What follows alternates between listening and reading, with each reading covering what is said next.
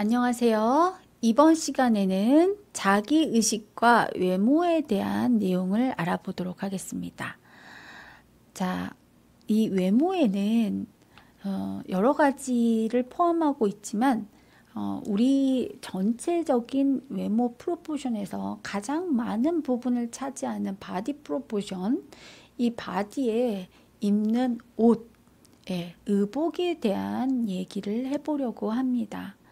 이 전체 프로포션을 많이 차지하기 때문에 인상의 형성에 있어서 이 의복이 차지하는 비율이 매우 크고 중요하다고 할 수가 있습니다. 먼저 학습 목표를 살펴보겠습니다. 1번, 의복의 사회적인 기능을 이해할 수 있다. 2번, 개인과 의복 선택에 대해서 이해할 수 있다를 살펴보겠습니다. 생각해 보기인데요. 자, 먼저 가시성이 높은 화장과 패션을 통해서 자신이 매력적으로 보일 수 있을까요? 네, 있죠. 네, 두 번째, 첫인상에서 가시적인 외모 효과와 의사소통은 어떤 관계가 있을까요? 세 번째, 외모 형성에서 유행은 스타일의 중요한 지침이며 현재 화장의 유행은 스타일에 따라서 어떻게 복식에 따라서 의복에 따라서 어떻게 변화하고 있는지 생각해 보시기 바랍니다. 의복의 착용 동기에 대해서 말씀드리겠습니다. 인간의 신체적, 심리적 필요에 의해서 신체의 일부나 전체를 장식하기 위해서 의복을 착용했다라고 보는 동기입니다. 즉, 인체를 감싸거나 장식하기 위해서 사용했다는 거죠. 의복을 입게 된 동기를 밝히는 여러 가지 이론이 있습니다. 함께 보실게요. 의복의 기원과 착용 동기에 대해서 살펴보겠습니다. 먼저 세 가지가 있는데 정숙성과 비정숙성이 있고, 두 번째 신체를 보호하는 이론, 세 번째 신체를 장식하는 이론, 이렇게 의복의 기원과 착용 동기는 이 세 가지로 나누어서 살펴보도록 하겠습니다. 자, 첫 번째, 정숙설이냐 비정숙설이냐를 보는 건데요. 자, 정숙성, 성적인 충동이나 노출하거나 성적 욕망, 혐오감이나 수치심 또는 아름답거나 화려한 의복들에 대한 감정을 억제하는 것이 정숙성이다라는 것이죠. 신체적으로 나타나는 우수함을 감추거나 타인의 관심을 끄는 것을 스스로 삼가는 것을 목적으로 합니다. 이 정숙성은 인간 본래의 성향이 아니라 관습이나 학습에 의한 것이기 때문에 많은 학자들이 부정적인 견해를 가지고 있기도 합니다.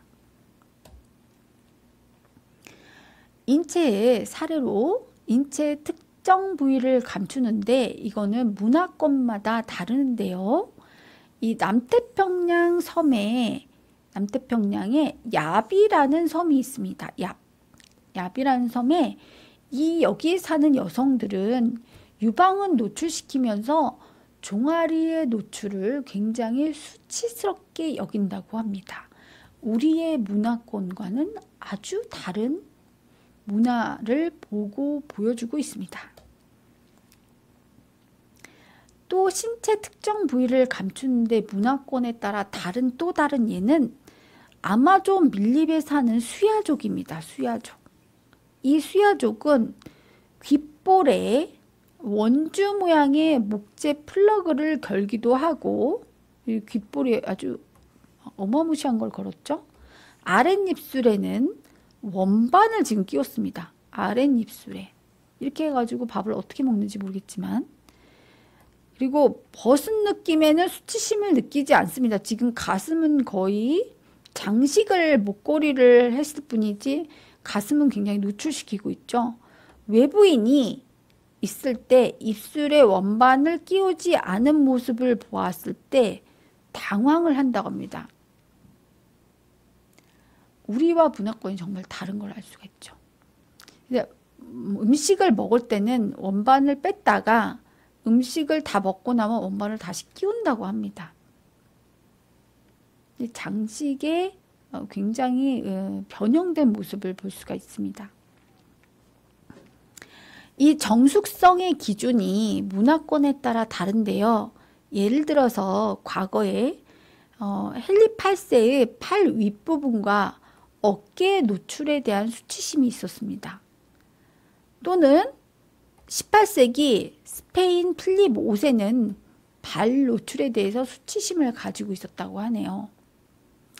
이렇게 정숙성은 인간 본래 모습이 아니야. 본능적인 모습이 아니고 어떤 연령, 성별 또는 문화권에 따라서 차이가 납니다. 시대에 따라서도 차이가 나죠. 예, 또 다른 사례로 어린아이 때는 굉장히 수줍음을 모르고 샤워하고 발가벗고 막 뛰어다니기도 합니다. 어린아이들은 남들이 보거나 말거나. 그러다가 유치원에 가고 어린이집에 가고 유치원에 가고 초등학교에 가면서 부끄러운 느낌을 학습하게 되죠.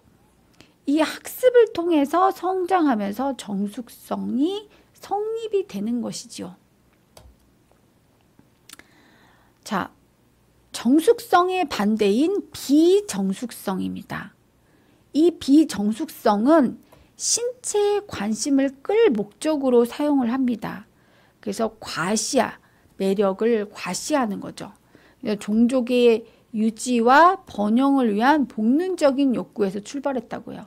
그러니까 이성을 매력을 시켜서 짝짓기를 유도하기 위한 목적으로 신체의 매력을 사용을 하는 것입니다.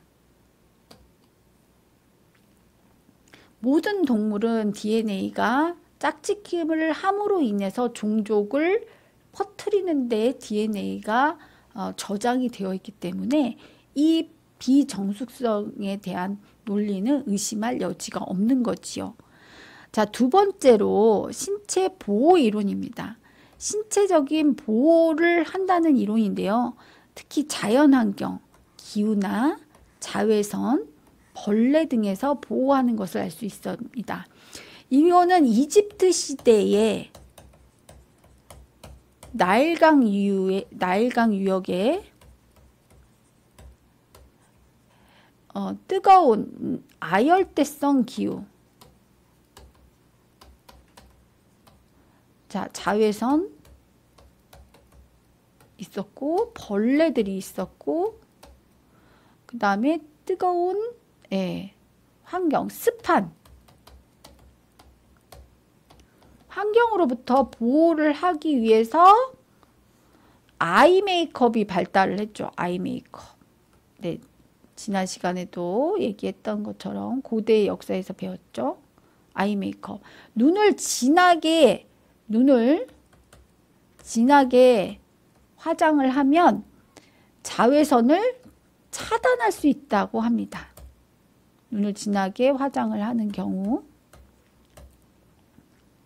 또는 나쁜 벌레로부터도 보호를 할 수 있다는 거죠.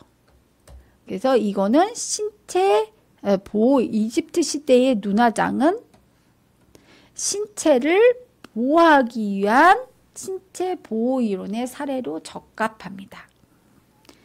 또한 역할에 있어서도 사냥 시 착용한 자의 계층이나 역할을 표시할 수가 있는데요. 특수 직업을 수행하기 위해서 우주에 나갔을 때는 산소가 없기 때문에 우주복을 반드시 입고 산소를 공급해야 되겠죠. 소방수의 복장, 고열에서도 사람이 죽지 않도록 상흔을 입지 않도록 되어 있고, 산업 공장에서 특수 작업복 또는 전쟁에서의 군인복이나 갑옷, 카모플라주, 감추는 거죠. 갑옷, 보호, 내 신체 장기를 보호하는 갑옷. 이런 것들이 위험으로부터 보호하는 것입니다. 자, 신체를 보호하는 데는 심리적인 보호가 있어요. 자, 신체적인 보호가 있고 심리적인 보호가 있습니다. 그래서 심리적인 보호는 신분을 표시하는 거죠. 소속, 지위 능력 등을 과시하거나 개인뿐만 아니라 집단을 표시하는 데 심리적인 보호가 있고, 미신, 종교적인 욕구를 통해서 특정 의복을 장식하거나 신체를 장식합니다. 미의 의식을 표출하기 위해서, 의식을 표시하기 위해서 출생, 성인식, 결혼, 장례식장에서의 모습을 심리적으로 나타내고 보호하기 위해서 의식적으로 이렇게 신분을 표시하기도 합니다. 자, 신체 장식이론, 세 번째 신체 장식이론인데, 신체 장식이론에는 원시적인 장식 방법이 먼저 나옵니다. 신체를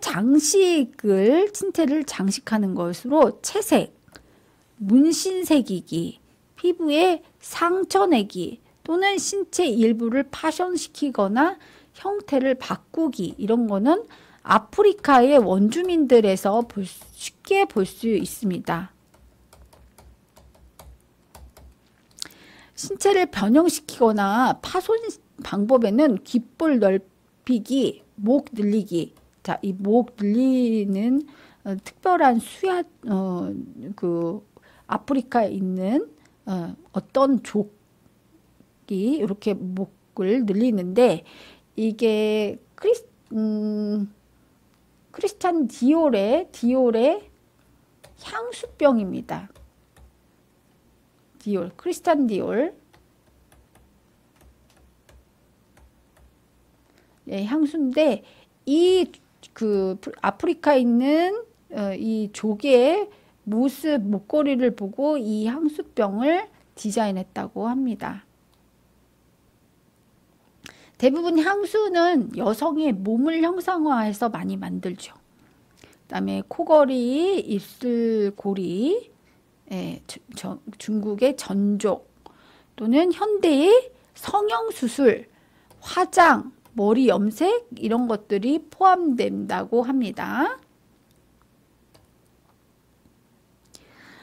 자, 신체 장식 이론에 트로피즘이 있습니다. 이 트로피즘은 뭐냐면, 장식한 사람의 힘이나 용기, 뛰어난 기술 등을 의복과 장식을 통해서 과시하기 위해서 사용하는 것입니다.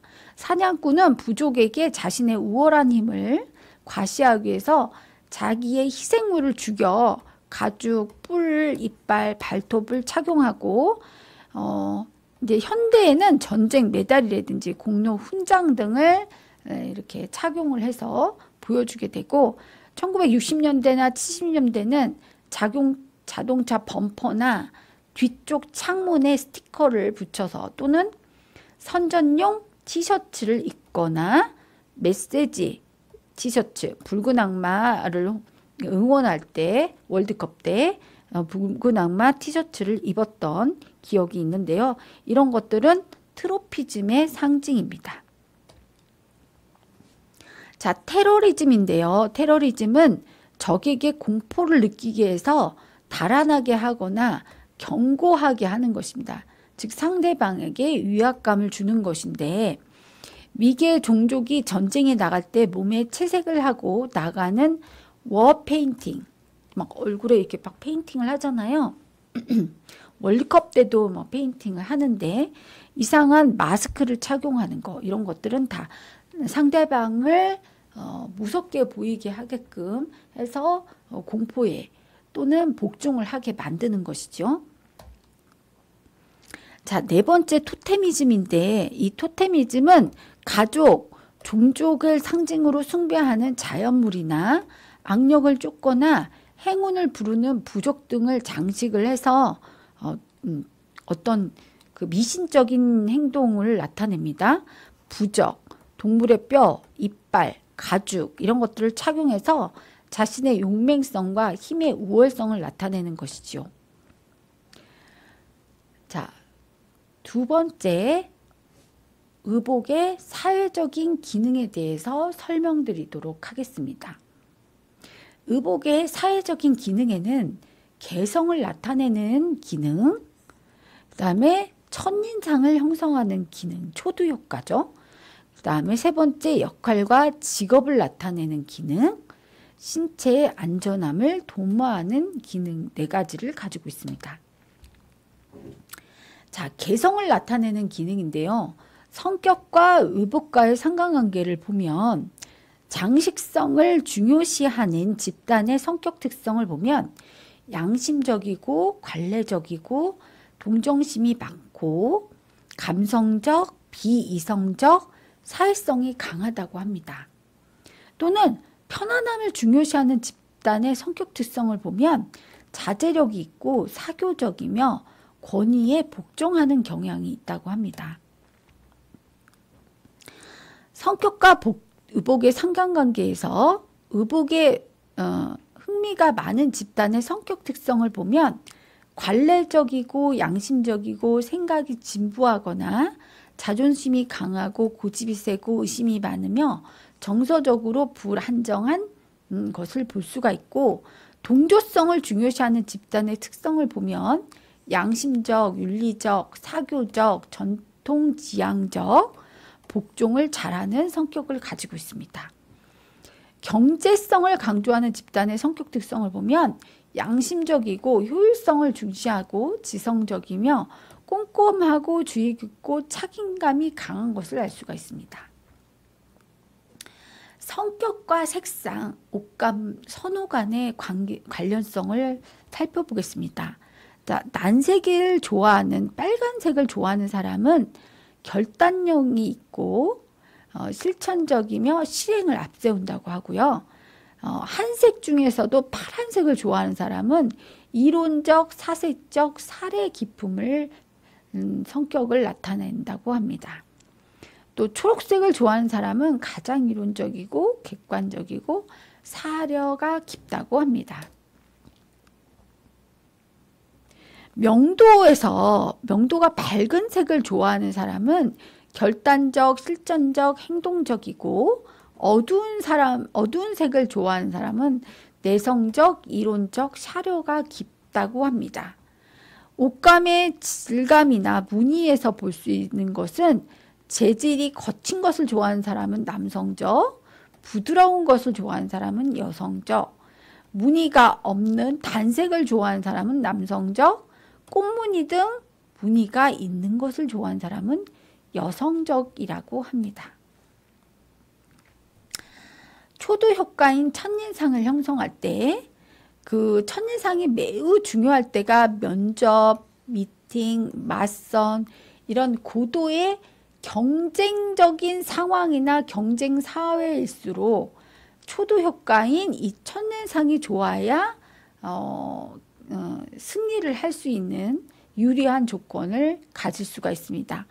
이제 의복의 스타일과 색상을 포함한 전체적인 외모는 특히 첫인상 형성에 매우 큰 영향을 미친다고 하는데, 그것은 우리가 형태를 지각하는 게 아니라 색을 먼저 보기 때문이라고 합니다. 그 밖에 자세, 걸음걸이, 말씨, 매너, 얼굴 표정 등이 인상 형성에 작용을 합니다.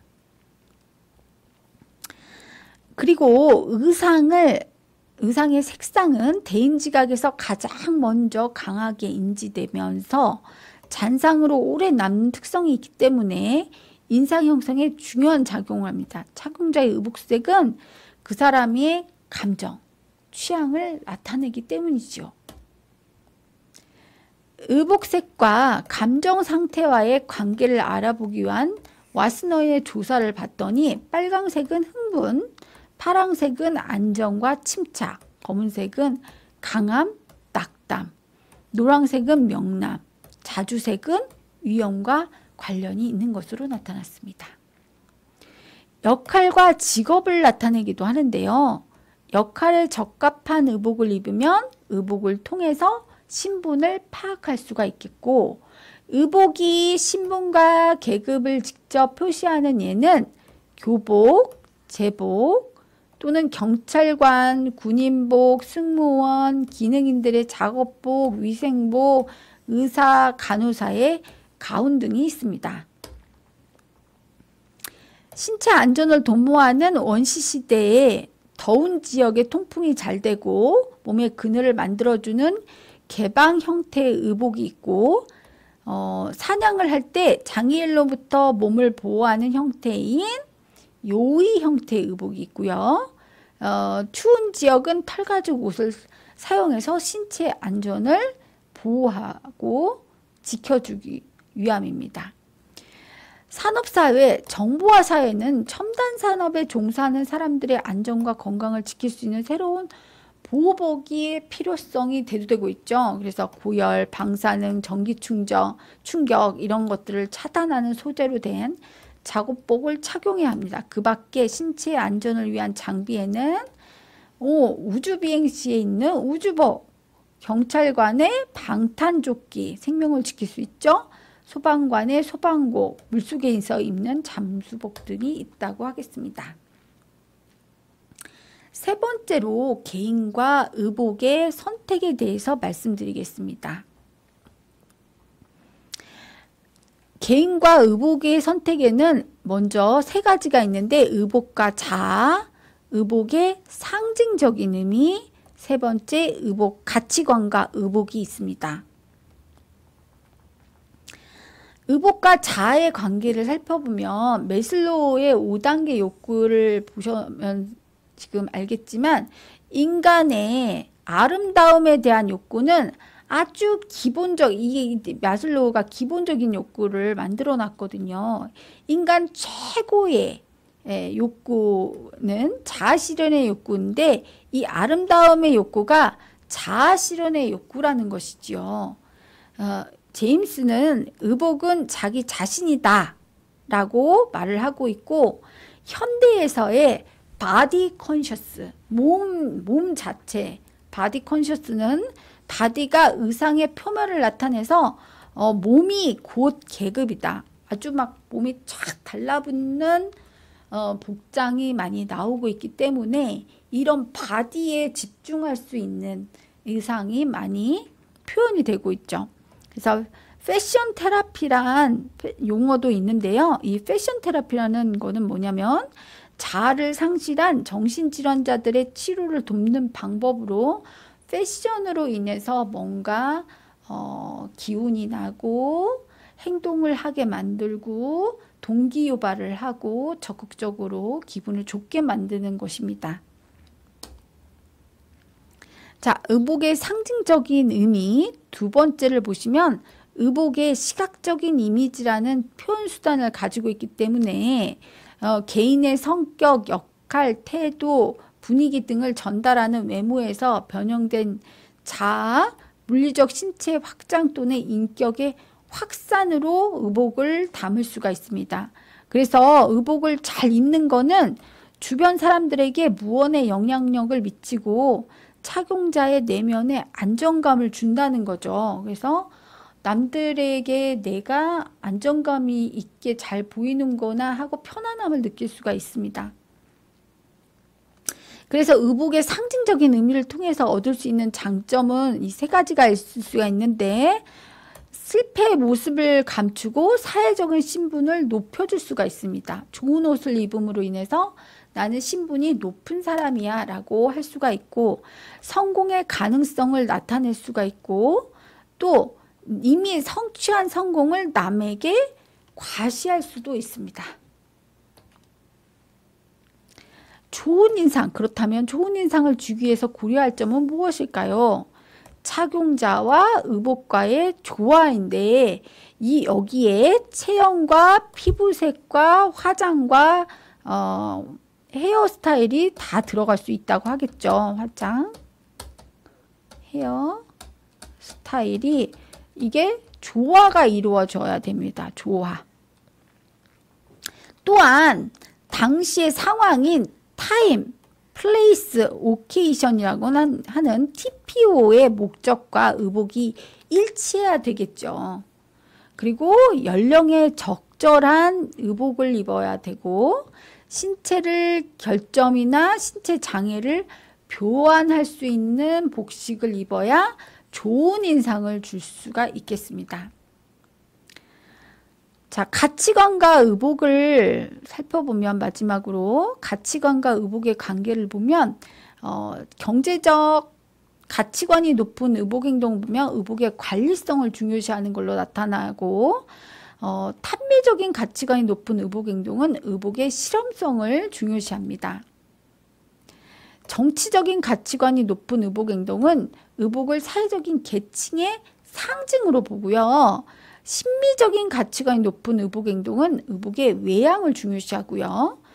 사회적 가치관이 높은 의복 행동은 의복의 동조성을 중요시한다고 해요. 그리고 종교적인 가치관이 높은 의복 행동은 의복의 정숙성을 중요시합니다. 의복의 정숙성.